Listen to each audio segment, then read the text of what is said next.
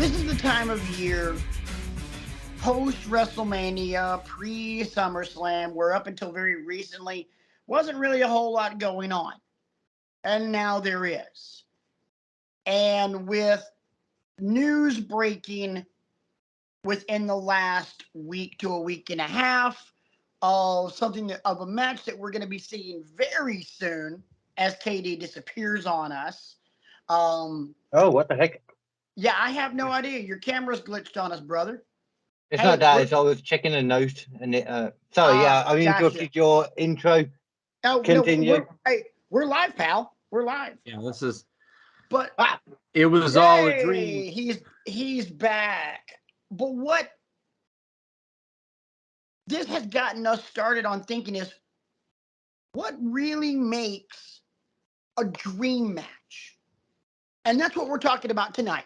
Welcome to Wrestling with Egos. My name's Patrick. I am the loudest guy in the room, and I am joined, as always, by the man from across the pond, quite easily the funniest guy in the room, KD, and my best friend, and my best friend from the other side of town, the smartest guy in the room, Brian. Gentlemen, how we doing? I'd be doing great if people didn't toss the term dream match around quite so liberally. Don't get me started, because otherwise we're going to be on one of those lost episodes that I don't post because it's just trudging through crap I don't like. I think we can steer clear of the morass of that episode, but I think we can do our viewers and listeners a favor and talk about the elements that create a dream match and why we should reserve that term for an actual dream match? An actual dream match. You mean, I mean, instead of like, MJF versus Eddie Kingston, that's a dream match. Yeah, okay, I see where we're going. Please. I'm not going to lie, I thought you guys were going to be more positive about the dream matchy stuff, but I don't mind because this is kind of the way I feel a bit more. Good sir, I was planning on it, but don't forget you're sharing screen time with the loudest guy in the room, so it's hard for him to be positive about much of anything. Unless you stop Mudville in the trivia contests. For the longest time, though, it's been hard to be positive about a lot of wrestling stuff. Now is one of the times, when you can be positive, but as far as dream matches go, I mean, it's tricky. Multiple reasons. Here's my thing, and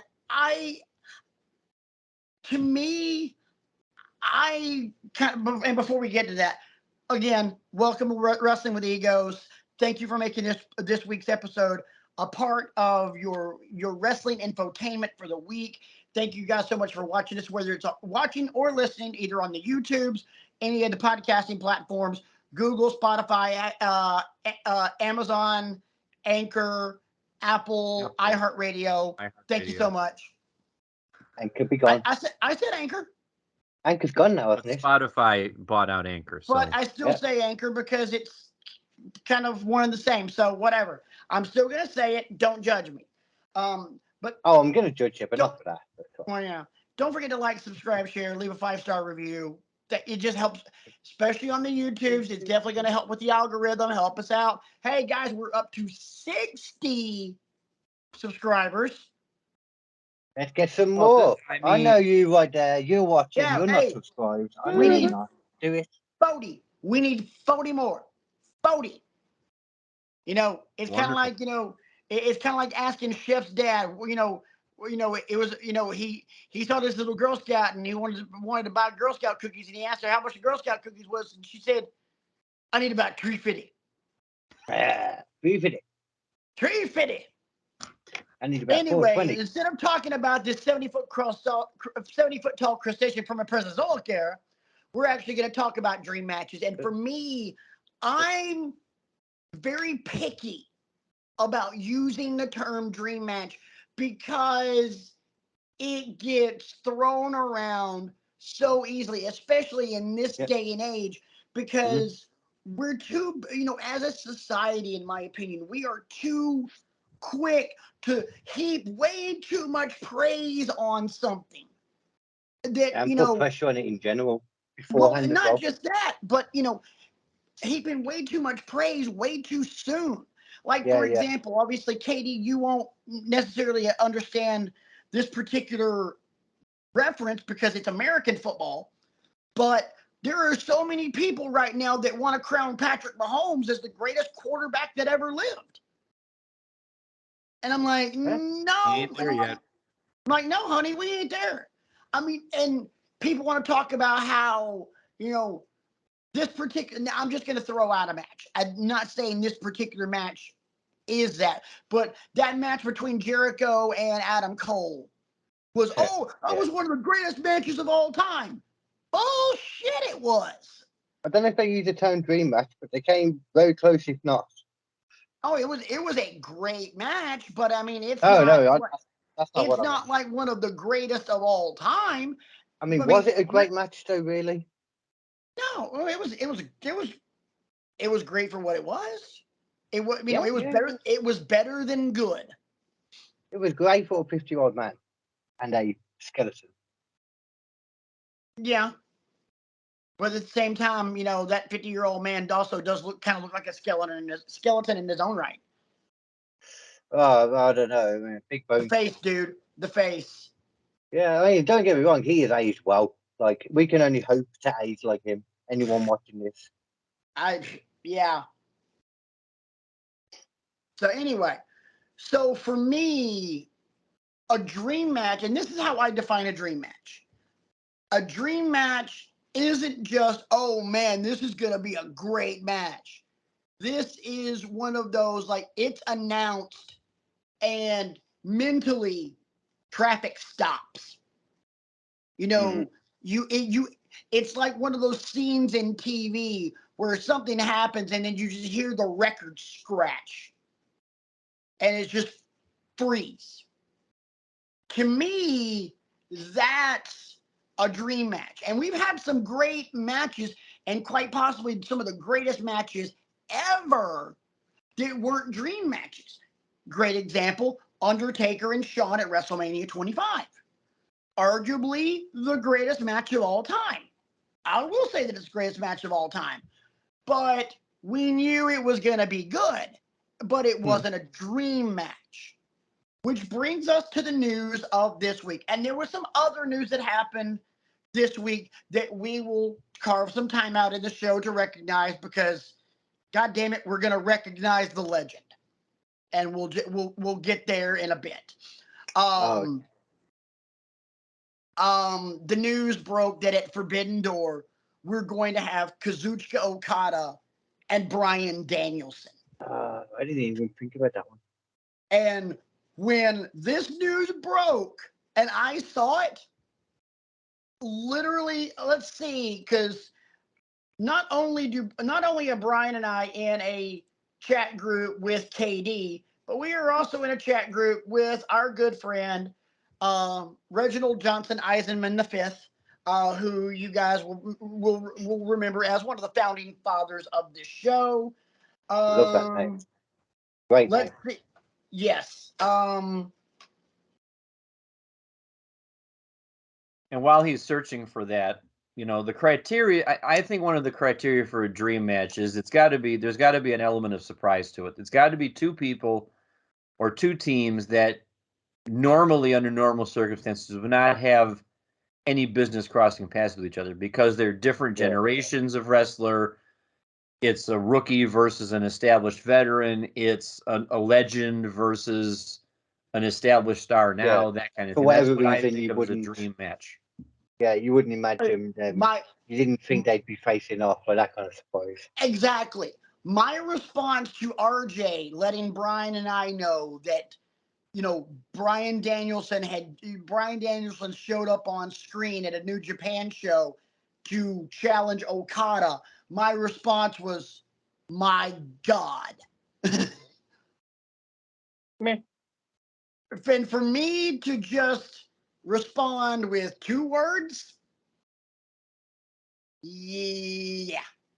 Right, so you did not seem like somebody just normally what would I say, starved words to say. Oh no. To use one of Brian's $500 words, I'm very verbose.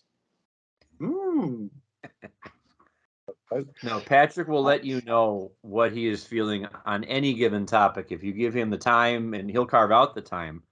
Yes, If I you most don't certainly give him the will. time, he will kick the door in and say, "No, I think you need to hear what I have to say about this issue." For him to just be that succinct and that to the point, I mean, it's a great let's put it characteristic this to way. have for a podcast, though. I'm trying very hard to think of another wrestler who has had the run of his life the way Bryan Danielson has in the past, let's say 2.5 years. Right. Ever since he returned to ever since he came to AEW. You're right. I mean, my God, look. Name me a bad match that he's had, and I'll wait. You say that though, but realistically, even before, since he came back from injury, full stop, you could argue he's had a great run. Right. Even in That's what WWE I'm too. saying. So him being in the equation, I think, automatically gets you on the doorstep of a match, and then you put him across the ring from Okada. Danielson is definitely on the dream match level. I can totally see how he would be incorporated in this. Whoa. Yes, Patrick. We need to circle back to something you said. What, Brian, when you said since he's come to AEW, find me a bad match that he's had. I'll do you one better.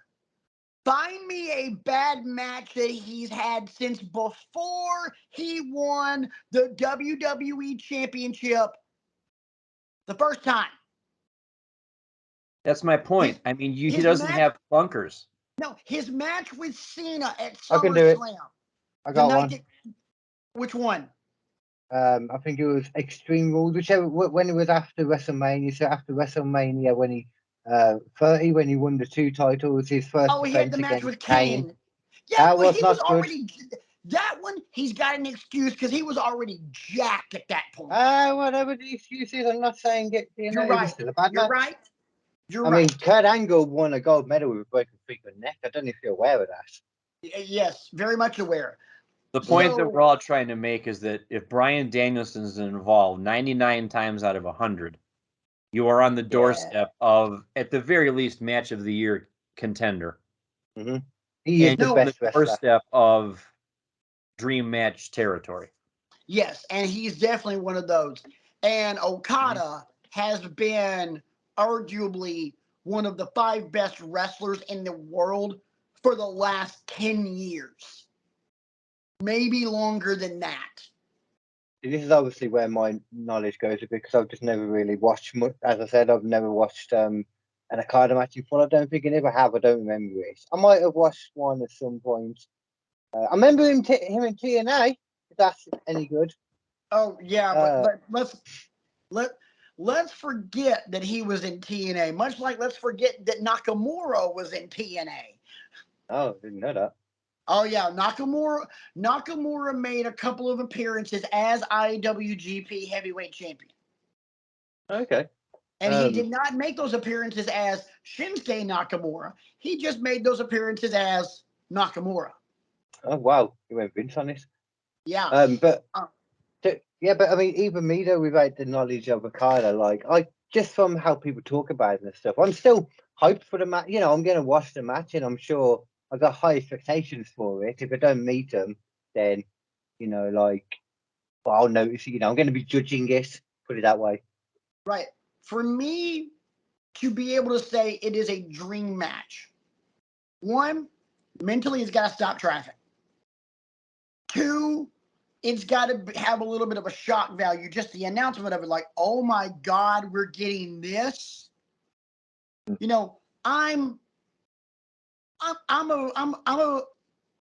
wouldn't say I'm a huge gamer, but I definitely play my fair share of video games. And give you a great example. One of my favorite games of all time, Final Fantasy VII. And 5-6 years ago, however long it was for the PlayStation 4, they announced that they were doing an HD remastered remake of Final Fantasy VII. And the announcement of that was, oh my God. And then, and that was like, your brain just starts going crazy. Like, oh my God, they could do this and they could do this and they could do this and they could do this. And then the game comes out and expectation meets. So what? So go ahead. Sorry. Expectation meets reality. And and actually, I thought you were going to say it just reminded you how terrible Final Fantasy was, because Final Fantasy is actually a terrible game franchise. I understand. The more you know. More you know. Yeah, it's fair. Severance papers will be sent in the mail post haste to KD at KD Comedy Inc. I'll drop the ink. We don't like ink remembering KD Comedy. Sorry. The point that I was trying to make, though, is expectations run wild with what the match could be. Mm-hmm. And then reality sets in, and you realize that your expectations were only scratching the surface. And I think that's something that we have with Okada and Danielson, much like we were going to have it when we had Okada and Omega, much like we had it when we had Okada and Danielson. I'm sorry, Omega and Danielson. Yeah. How do you feel about the other talked about match that they're not going to be able to do now because of injury for Forbidden Door? Wasn't it? It was supposed to be Saraya versus Mercedes Moné. Yeah, she's got an ankle injury. Yeah. See, to me, not necessarily a dream match, because there are about 3 or 4 other women on that AEW roster I'd rather see in the ring with Mercedes than Saraya. Yeah, none of them you would classify as a dream match, really. One. Who? Toni Storm. That's not a dream match still, though. You know, that's just you're right. It's not necessarily a dream match because you're right. It doesn't stop traffic. That's the kind of match that's like, ooh, that'll be good. Unfortunately, but not necessarily. And I'm not trying to be sexist when I say this. Unfortunately, with the ladies, it's a little bit harder to come up with a dream match. It is. Now, I don't know. I don't know who's over in Stardom right now. I don't know who's. I'm trying to think of some other female-driven promotions throughout the world, and the names are escaping me. I guess that's part of the problem. Yeah. There's always going to be less. I say this all the time. There's always going to be less females in the wrestling world. Just you can see how that's the case because you've got a division for the guys, which has got loads of different titles and all that. Like different categories, etc., etc.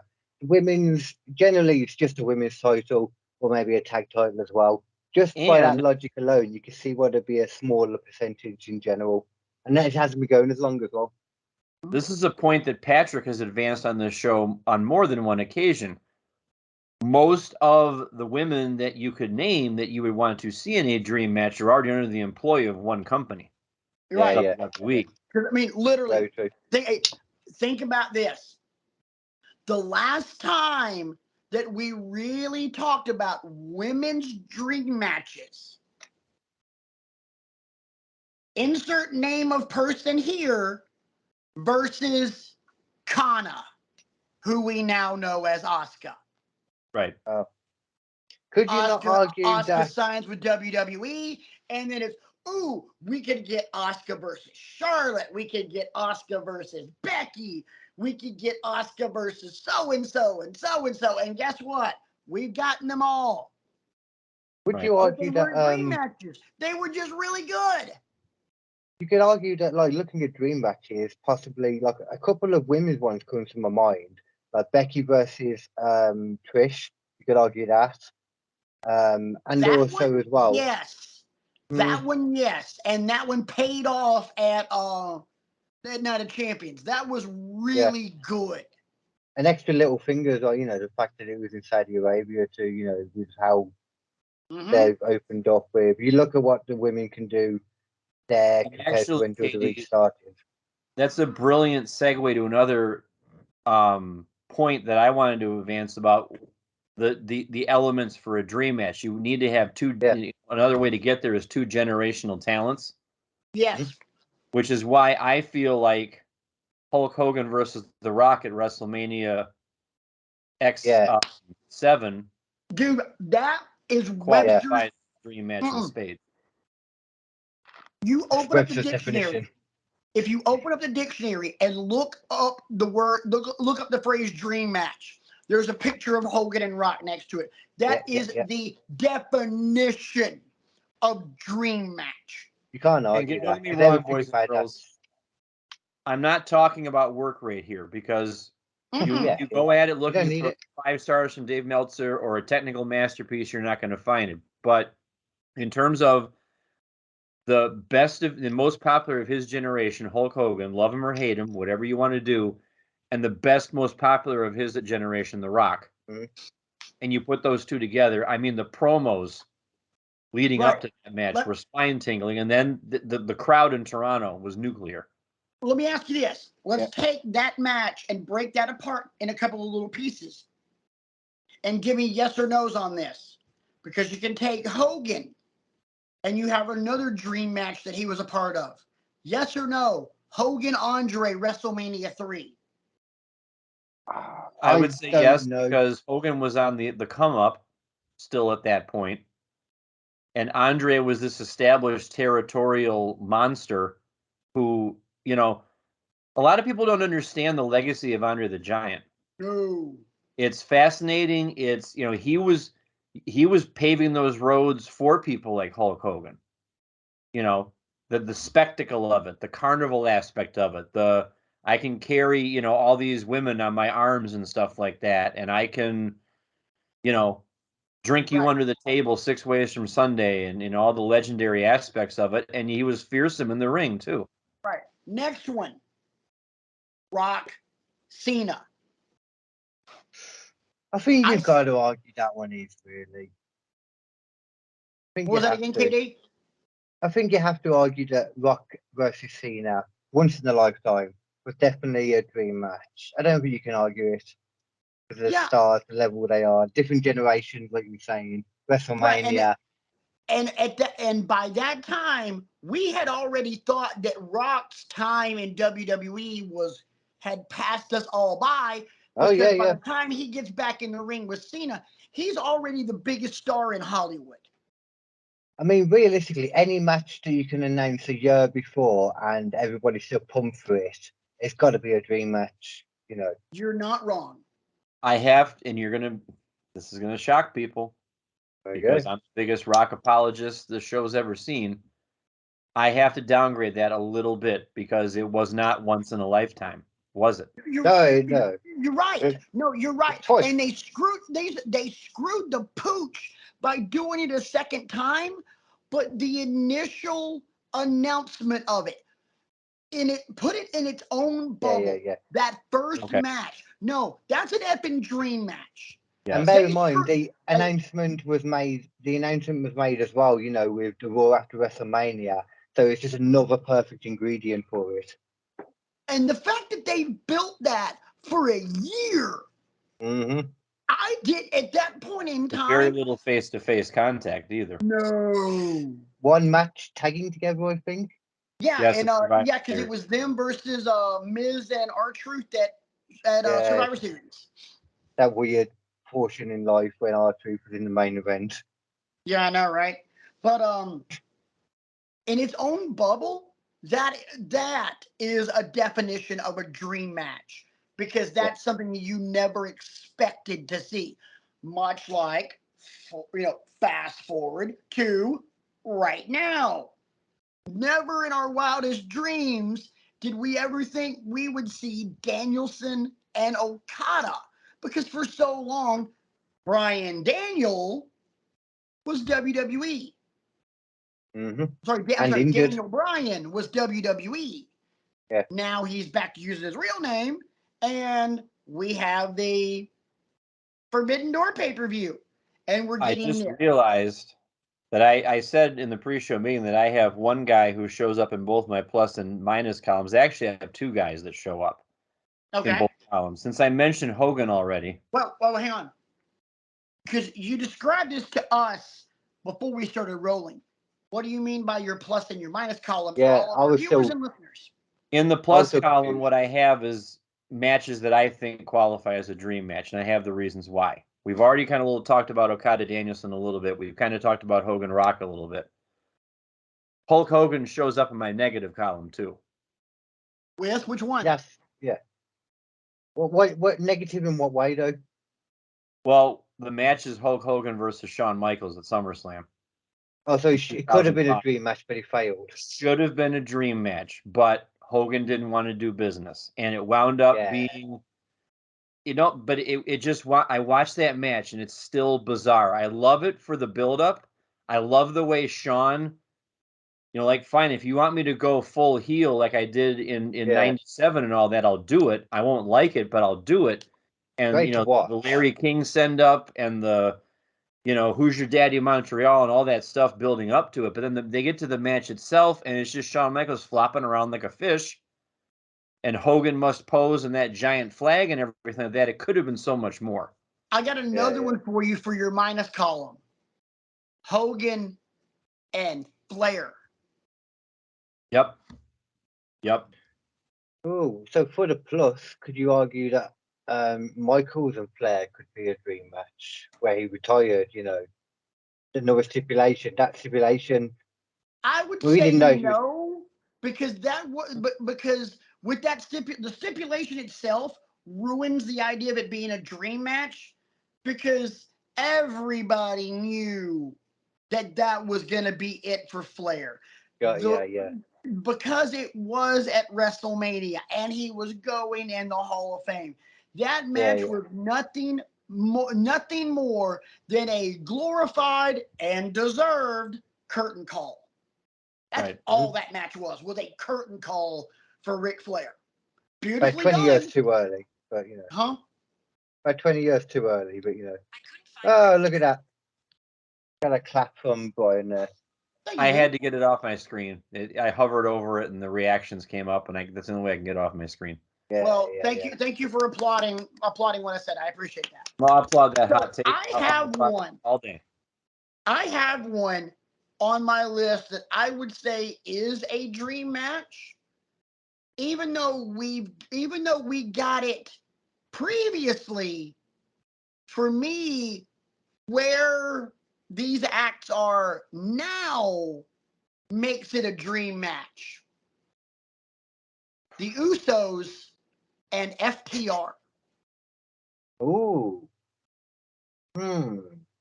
Now, granted, yes, we got this match previously. We got it in WWE. They were both different people and different teams. Exactly. The Usos are one of the 2-3 best tag teams on the planet right now. FTR is the best tag team on the planet right now. Probably agree as well. Having the match now is a completely different animal than having it 5 years ago on Raw, SmackDown, or insert name of WWE pay-per-view. Coming up with tag team matches is a lot harder for me. Say what again, B? I said coming up with tag team dream matches is a lot harder for me. I mean, if we're talking FTR, would you argue that FTR versus Briscoes in any one of those matches from last year, would you count that as a dream match or just a really great rivalry that they had? I wouldn't say so, because really great rivalry. Scale. Okay. Great rivalry. I just didn't know where you stood on that. Off the charts rivalry. Here's another one that happened previously, but happening in the here and now, not because of how much they've evolved, but how much their audiences have grown.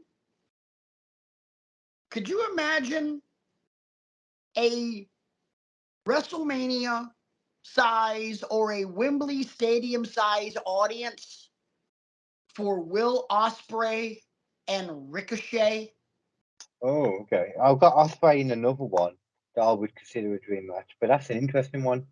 I don't know if that would be a dream match personally, because Ricochet has not been built up enough for me. No, but here's the thing, though. You put it in front of that size of a crowd. Because think about this, KD. You being, as far as what our side of the show would consider part of the international audience.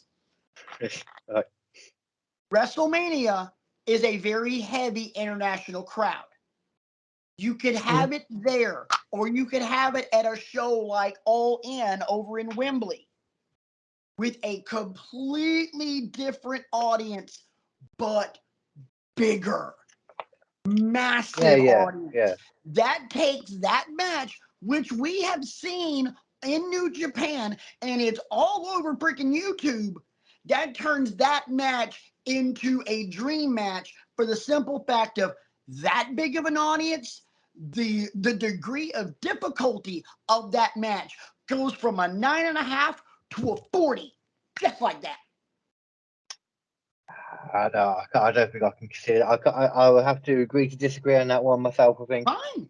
Fine. Yep. You know, and I've got 2 more, and I just want to get them out, and then we can continue whatever else you guys have. You do one, and then I'll do one. Oh, no, we know what? Why don't you go? Because I've spouted off a couple. It's not all about me. Go. Okay, well, I got a couple, actually. I got first one going with what you were saying, Ospreay. Him versus Danielson would be kind of a dream match-esque. I don't know if I'd say dream match personally. I can imagine people saying it, but I'd be very interested in seeing that match. I'll put it that way. Social media would call that a dream match. Yeah, it would be all definitely. over. Go dream match. But it's a match that everybody's going to want to see. Not necessarily a dream match. Yeah. It's a good, like, one thing I've really liked about Ospreay is he seems to be one of the few people, like AWS people, that really understand the ring psychology. And we know Bryan Danielson does. So that would be just, I think that's why it'd be a great match. I tell you what, I think it's more of a dream match right now, though. Because I don't think any of us can see it happening, despite them being in the same company, to be fair. And if we did, the story going into it would be immense, like it would up the show. Everything about it would be money and, a dream match. FTR and Punk versus the Elite. It would be a dream match right now. Like, it's kind of hard to argue it. Yeah. Because it checks all Patrick's boxes. It'll stop traffic. It'll get the buy rates will be through the roof. Attendance will be through the roof. Merch should be through the roof. And the story writes itself. Because of the real life backstage drama. It's a shame that that would probably never happen. I reckon. I mean, he's got a whole separate show, like now essentially. Yeah, I could see it though. I tell you what though, what I could see happening, and you might still consider this a dream match: Punk versus Omega. That I could see happening. I don't really think that's a dream match because Punk's kind of a little I think they're too much good businessmen to not at least have a conversation. Right. Whether we get to know about it or not. I agree with Katie in the fact that that's not necessarily a dream match. To me, with CM Punk, I don't see any match that he could have as an absolute dream match. There are dream situations that he could be involved in. Like, for example, when we realized that we were going to get Punk versus MJF on the mic. Oh, yeah. Yeah. But Punk versus MJF in the ring?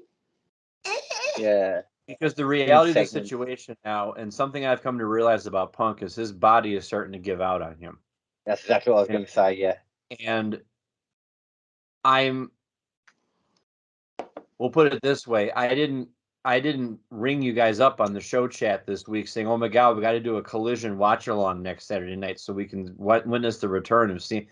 It's just, it's not it doesn't ring the same for me as it did in 21 when there's video evidence of me crying on this show while we were doing the watch along of Rampage. Yeah. Wow. We did a watch along of the first dance, KD, and Brian is emotional, and I'm just simply in shock because I had always said, no, I will believe it when Cult of Personality plays and he comes out. I was the same, to be honest. And it played, and I was like, I'll be damned. Yeah. Because it was emotional. I'll speak my piece really quick on CM Punk, and then we'll move on. He's a flawed human being. But at the end of the day, we're all flawed human beings, and he's got his pride. Huh? Speak for yourself. Yeah, I knew that was coming. But he's got his pride, and he's got his boys, and he's got his idea in his head of how things should go. I like, it's interesting when he's on TV. Let's put it that way. Yeah. It's interesting when he has something to say, and you can't say that about a lot of people in wrestling.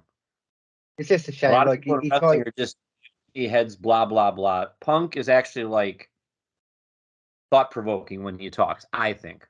Yes, It'd be very interesting if he is booking Collision like the reports are saying as well. It will be very interesting because a lot of people, I think you've noticed, maybe don't have the best mind for wrestling that you think that they have. Punk, I don't know, I feel like he probably does. Oh, I absolutely believe he does. He has a great mind for the business. Yeah. I think, and I think that main event is going to be that first main event on Collision. Help me out. Is Joe and who? Joe and it's Bullet Club Gold, so Robinson and Jay Weiss. Okay. Jay Weiss and Smojo, two people Joe's that Punk's talked about wanting to work with. Right, and then obviously his boys FTR because they are. Yeah, it's Bullet Club Gold and Joe versus Punk and versus CM FTR. I'm not gonna lie, it took me a while to realise they're called Bullet Club Gold because obviously the gold colouring for AEW. Did not clock onto that. And the fact that they continue to call them Bullet Club shows you the relationship that they have with New Japan. Definitely, yeah. They got a proper. I've got one. I don't know if it would be a dream match, but to run this back in 2023, providing everybody was healthy, I think the buzz behind it might actually generate it to that level. And it's FTR again, but running back FTR versus DIY. Yeah, I see what you mean about everybody being healthy because we don't know what's keeping Ciampa away. The shoulder again. It's a shoulder this time. It's not his neck. It's not his knees. It's his shoulder. Yeah. Johnny Gargano is rudderless right now. Right. That's the thing. I find it hard to imagine anything that Gargano is included in being a dream match. Like that's a really hard. I really struggle with that. Now. You're right. Yeah. Especially now, but with the right audience, like I said, I honestly feel like to be able to say we're going to have FTR and DIY, I think the buzz and the hype gets you possibly there, because that would be a match where you wouldn't necessarily need to build it. You could let social media build that one for you, because trust me, they would. Right. I'm going to ask you a quick question since you brought up DIY, and then I'm going to give you the other name that shows up in both my plus and minus column.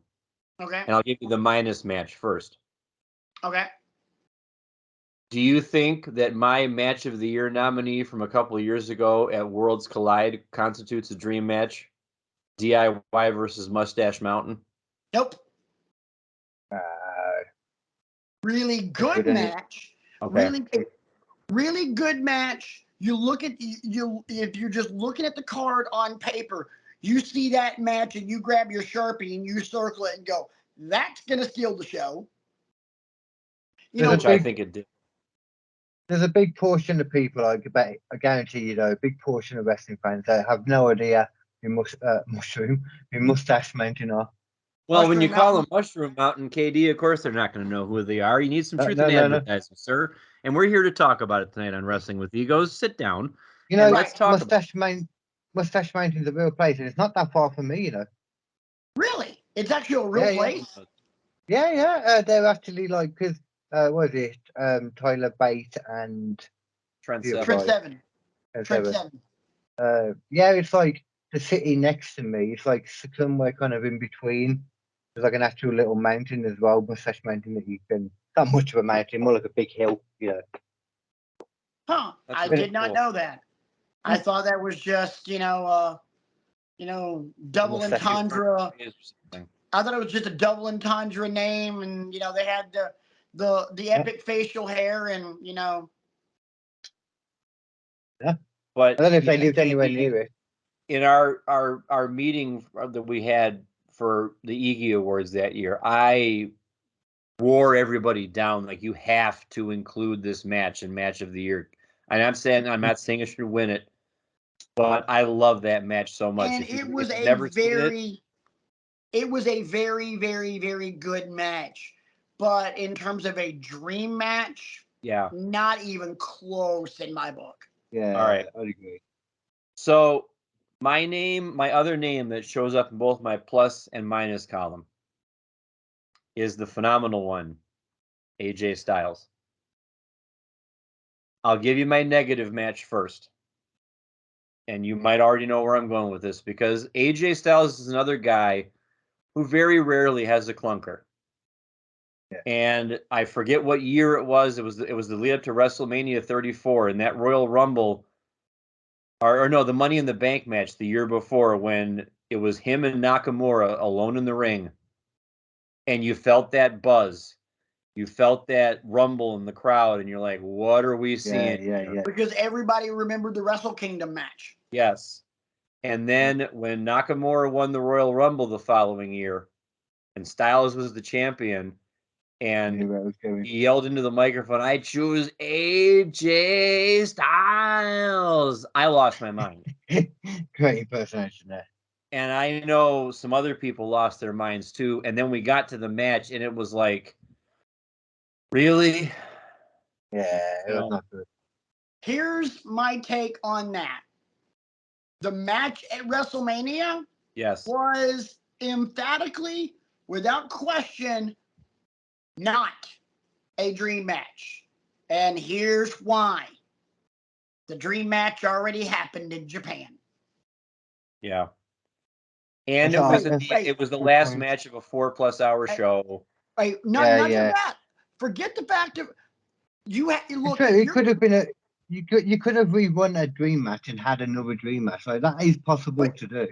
No, yeah, exactly. Look, if you're gonna look at a match first, if you're gonna look at a match, you can't talk about the rest of the card. You have to look at that potential dream match in its own bubble.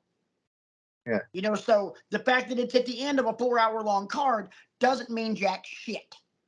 What matters is the fact that, just like what KD said, you can't have a dream match unless if it's already happened.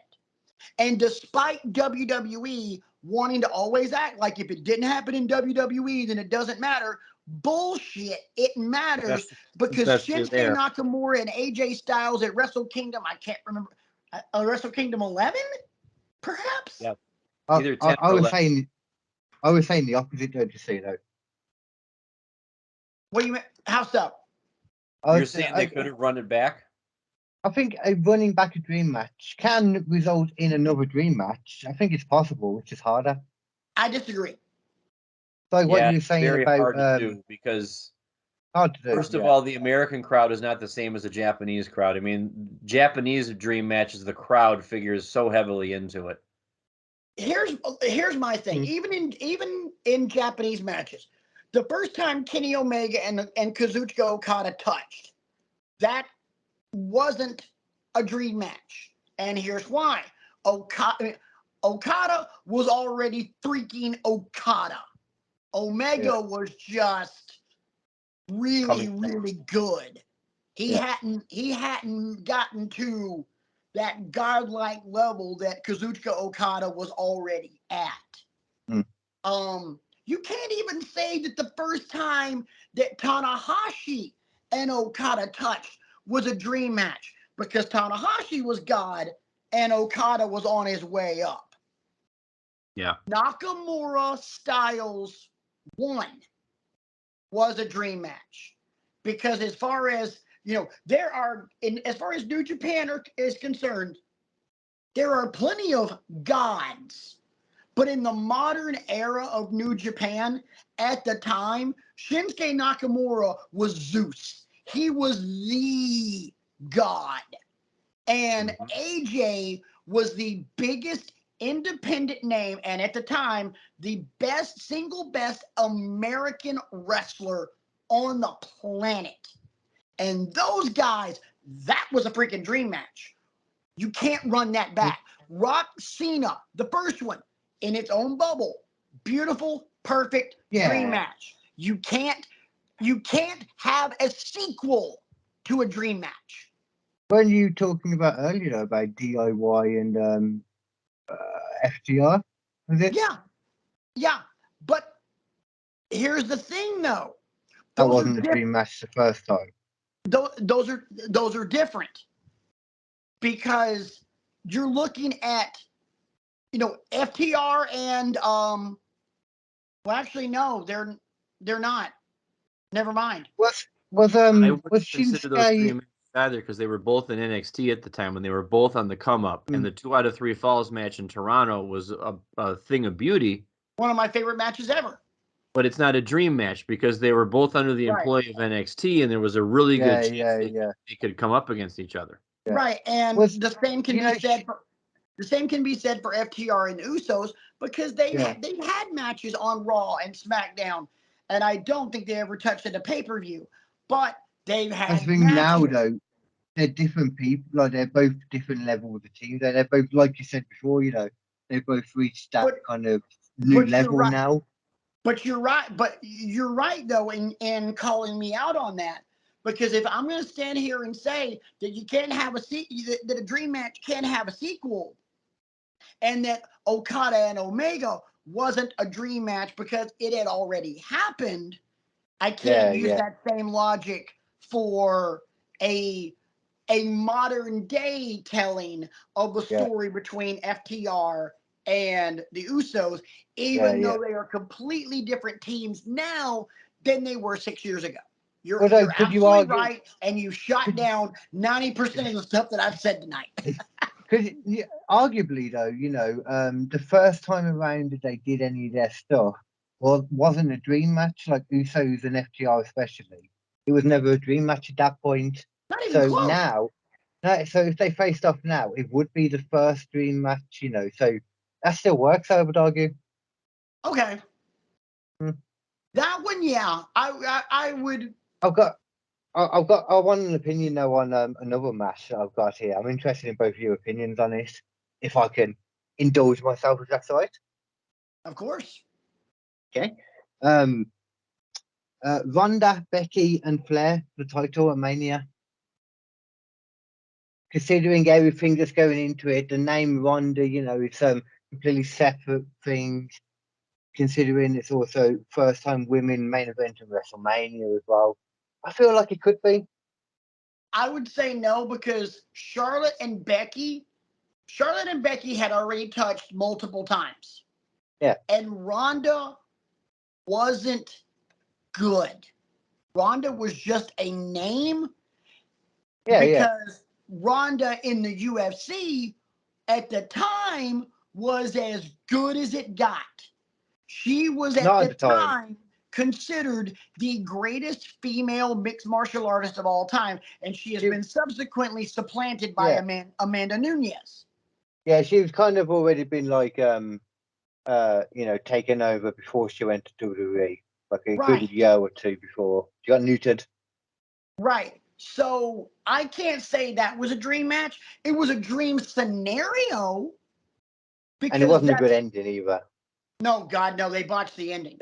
But the scenario itself was a dream, because that allowed history to be made in the fact that women main evented WrestleMania for the very first time. Deservedly so, I might add, because because that would be. Go ahead, sorry. You had 3 undeniable factors in that match. Number one, the biggest name in women's sports at the time, Ronda Rousey. The hottest female property in professional wrestling globally in Becky Lynch, because Becky was just now becoming the man. Yeah, this was it. And I'll go ahead and step out on a limb. Flair. The GOAT. As far as women's wrestlers are concerned, the GOAT. Oh, I have seen she came back on SmackDown today. Yep, she called out. Called out Asuka, who is women's now champion, the WWE Women's World Champion. Freaking finally, right? Finally dealing with that shit. What the hell are they gonna do with? What the hell are they gonna do with Rhea's belt? The exact same thing, probably, or the WWE Women's Universal title. Then why isn't Asuka the Universal Women's Champion and Rhea being the World Champion, because Seth's on Raw and Roman's on SmackDown? Exactly. So you got to mix it the other way, Yeah, and they're gonna swap anyway next year. You know that, so you can't worry about that. No, they won't. No, next year. No, more like 3 months from now. Probably. So, they won't do it. You think that I don't have any love for AJ Styles? He does show up in my plus column for a match. Okay. That materialized out of thin air in the fall of 2017. I know exactly where you're going, and yes. At TLC, Demon Finn versus AJ Styles. Dream match. Thank you, Bo Dallas, for passing around mono to half the freaking locker room,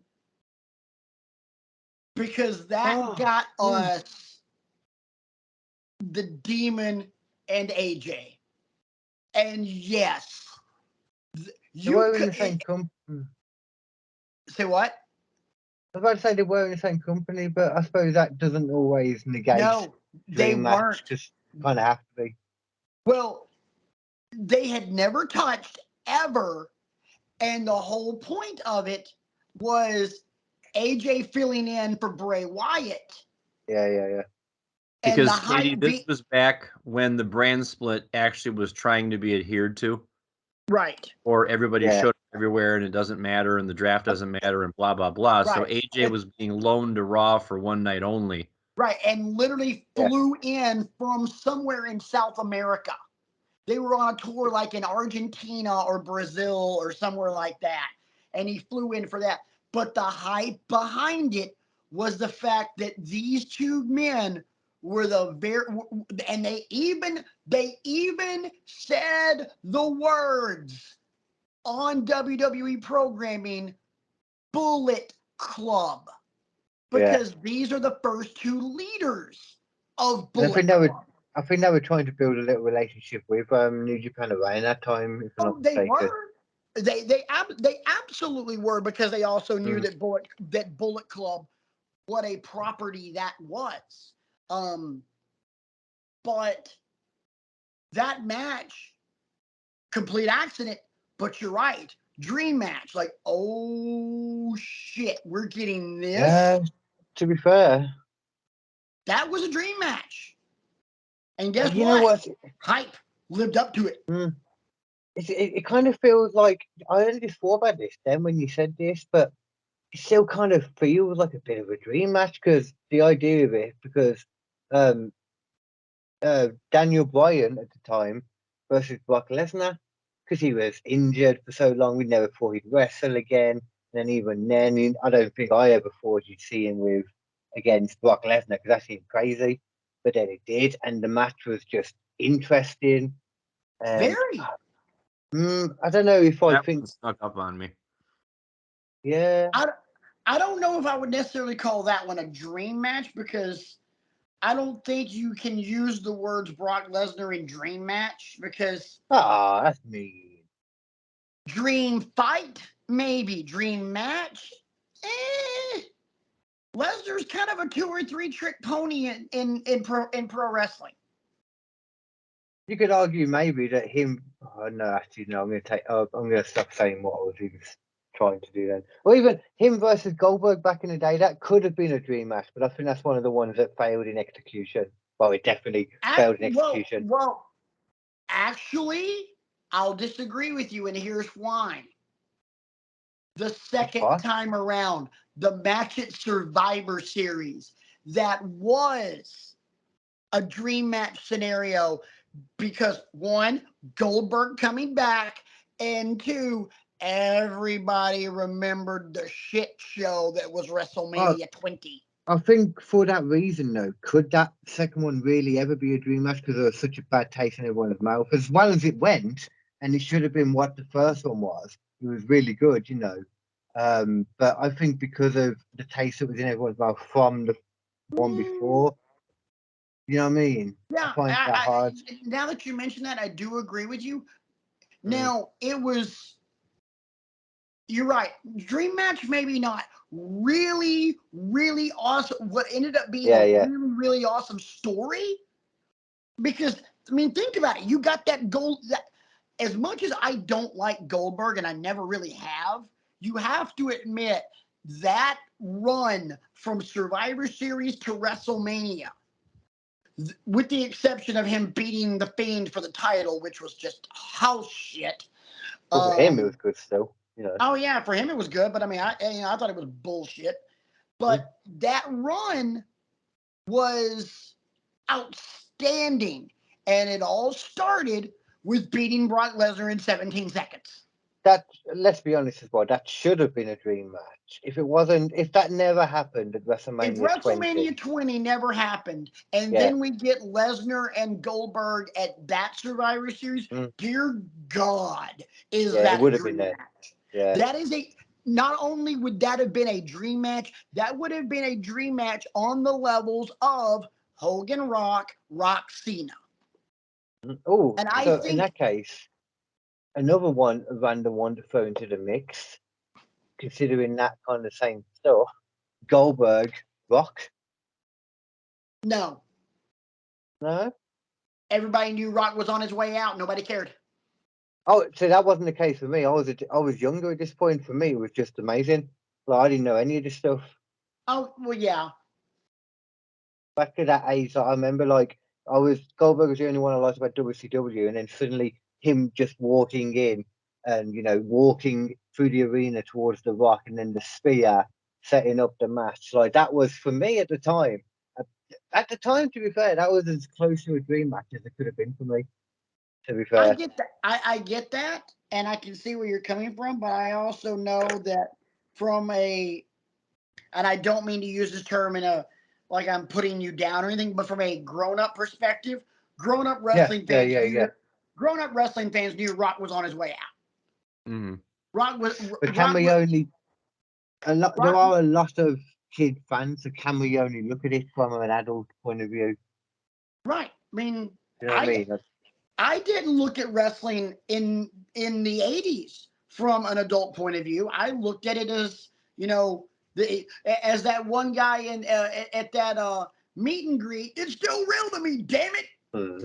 I mean, I famously was grounded because I broke a TV remote because Vader powerbombed the bitch out of Sting. I broke so many beds by doing moves onto them.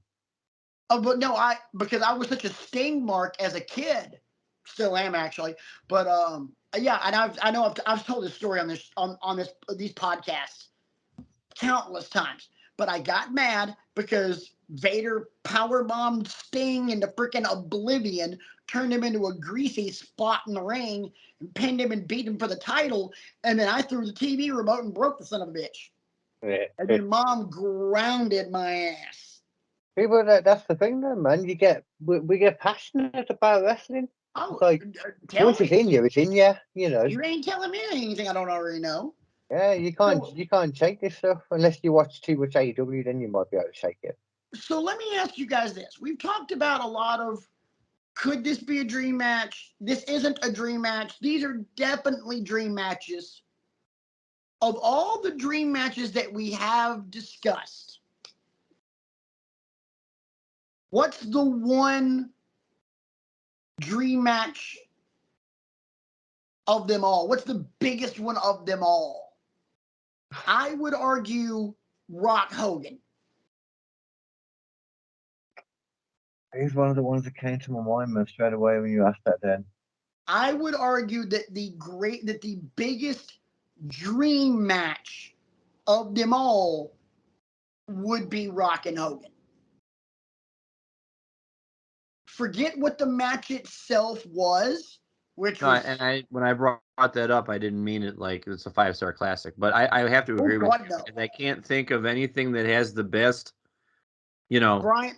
two generational talents, the electric crowd in Toronto, Exactly. the way they took the temperature of the room during the match. yeah, that's a good point. Brian, I just want to say one thing about your one critique of that match. It's not a 5-star classic. You're right.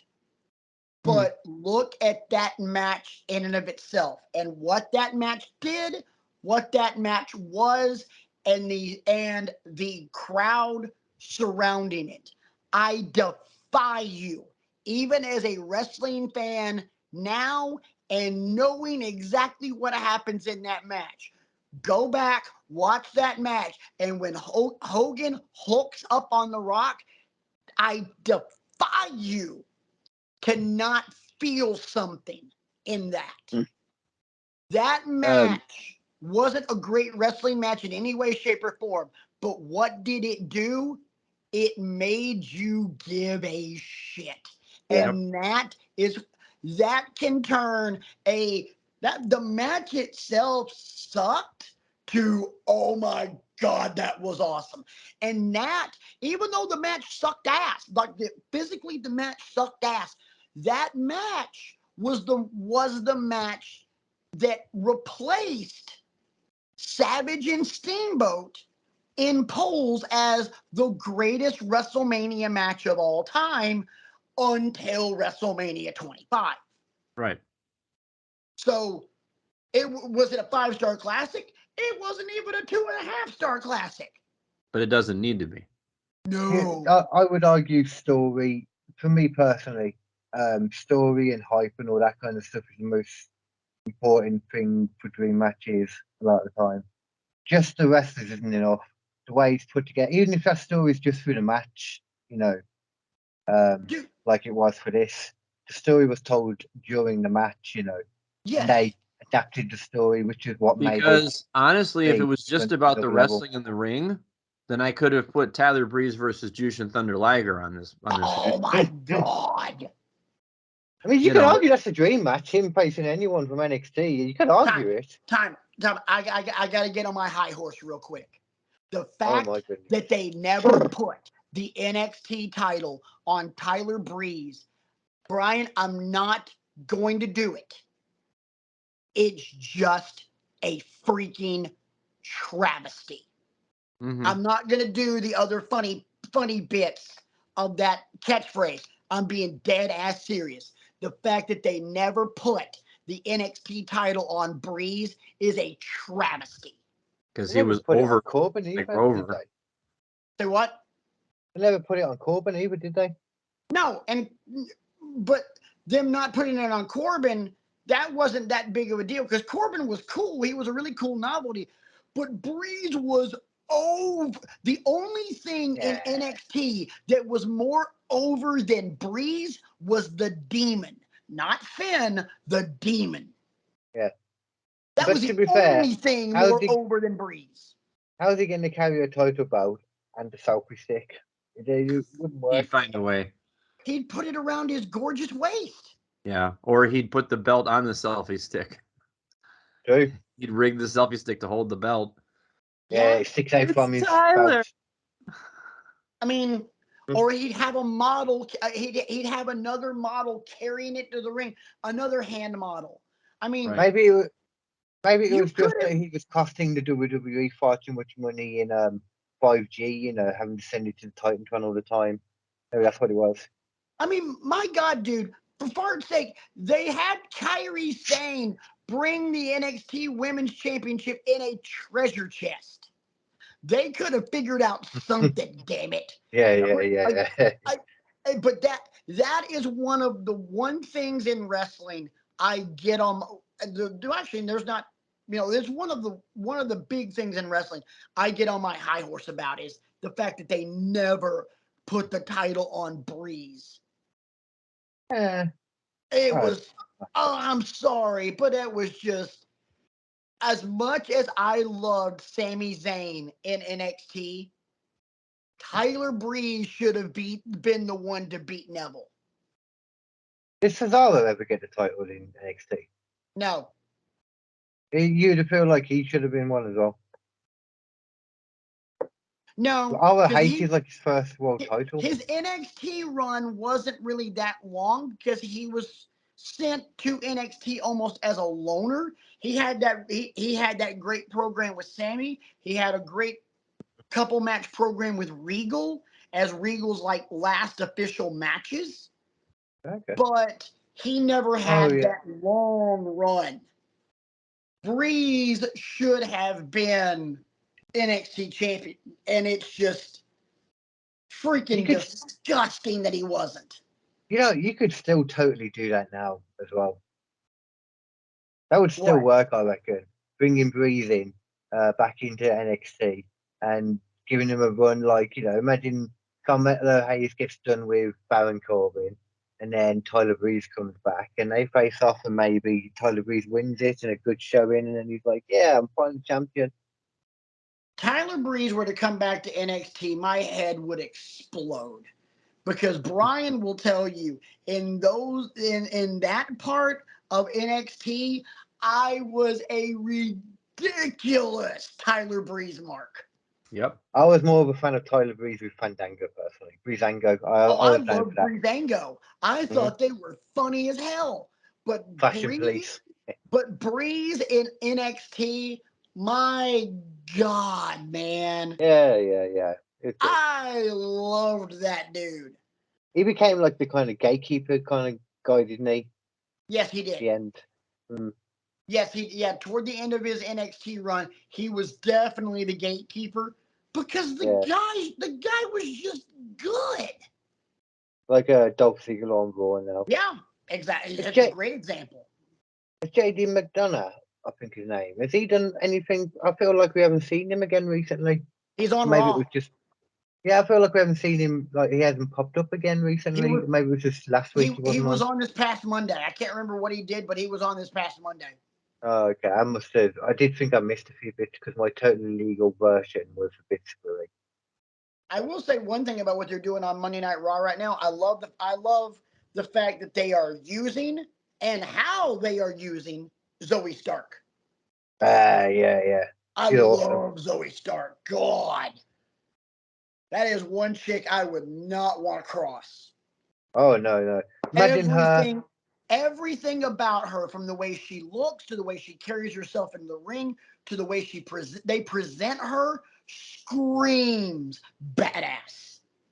Imagine her teaming up with fucking Ronda and Shayna. Ugh. Oh, no. I would not put her with Ronda and Shayna. You know who I would put her with? Freaking Tamina. I wouldn't put anyone with Tamina. I would. Oh, the only thing I'll put Tamina with was retirement papers. Oh yeah, she has been around, but I mean, Tamina a good paycheck. Like, I give her a very good paycheck. She deserves some respect on her name. Don't get me wrong.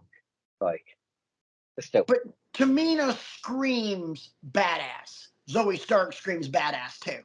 Yeah, different kind. Yeah. So I got an idea for next week's show that I want to talk to you guys once we hit the stop button. So okay. I literally just popped into my head. I got a great idea. So one thing we can do as well, like when you're wrapping this up, is like maybe we can all go around and maybe explain what we think in conclusion, what we think a dream match is. So not like example, was just what we would classify as what makes up a dream match. Why don't you do it right now? Okay. Since you brought it up. For me, I would say that there is no checklist for a dream match. What makes a dream match is that there is no formula for it. It's not formulaic. It's just base by base. The feeling that it gives you beforehand in it, I think it has to live up to it as well for it to be a true dream match. debate beforehand how you feel about what happens in it if it lives up. Yeah, that I think it could be many. It can be like work rate. It can be the story going into it. It can completely depend. There is no set thing. Brian, may I? And then I'll let you close it out. Sure thing. For me, and mine's fairly short. One question. Does it stop traffic? Does the initial announcement of I'll use the current example. Does the initial announcement of Kazuchika Okada versus Bryan Danielson make you in your head record scratch, pedal to brake pedal to the floor kind of reaction, like, wait, what? I If did it look does, out my window. then there you go. I did look out my window and the cars were literally stopped on the road. It might have been traffic, but I think it was because of the announcement, so I agree. Brian, what say you? It has to grab your attention, and this is kind of what you two have already said. Now, echo those sentiments. I mean, Okada Danielson grabs my attention. Hogan Rock grabbed my attention. The first Rock Cena grabbed my attention. Because it can't be your run of the mill match. It can't be. Nobody's going to mistake Dolph Ziggler versus Baron Corbin for the 426th time as a dream match because they're touching all the time. They're working all the time, week after week after week. I would recognize that as a dream match because while that match was going on, I fell asleep, so I was dreaming. Fair point. And there you have it, coming up with yet another way to slice the onion. Yeah. Patrick Stauffer, ladies and gentlemen. I prefer to dice it. I have. Do me a favor. Rehash what you were saying because I had something and I lost it. Rehash what I was saying about what I consider a dream match, the criteria. Yes, because I had something and I lost it. It's got to grab my attention. Yeah. And I gave you some examples of the ones that did. I said how Okada Danielson grabs your attention because they're two people who don't touch all the time. Cena Rock. Rock Gotta Cena mean something. And Hogan Rock from WrestleMania X8. Got it. I remember now. We talked about Hogan Rock and me making a statement that I thought Hogan Rock was like the dream match to end all dream matches. Correct. The way they announced that one. Now, granted, the way they did Rock Cena, that was really cool. But Hogan and Rock in the ring, and it just came out of nowhere because Rock is talking to Hogan about you've had this, talk about, I know this promo by heart. You talk about main eventing WrestleMania after WrestleMania after WrestleMania. Well, how do you feel about main eventing WrestleMania one more time with The Rock?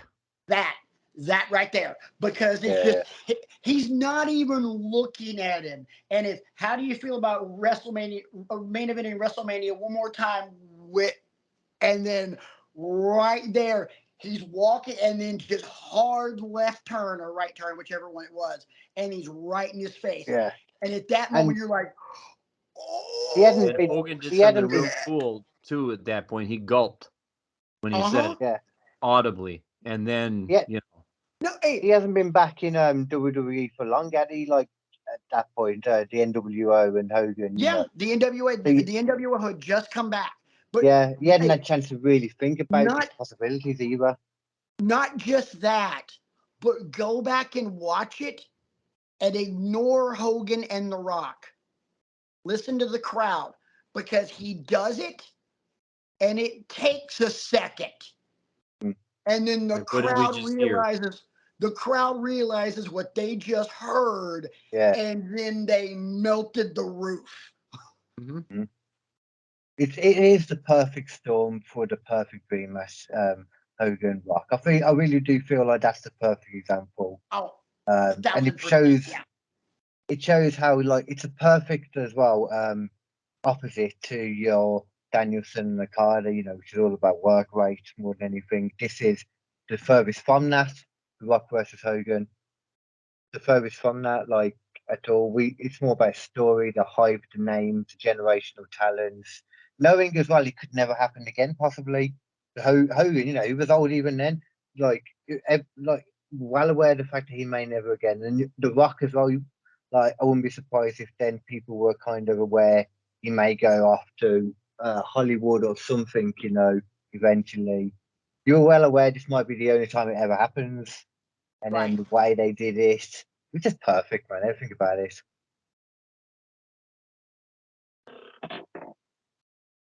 Cue the music. We're out of here.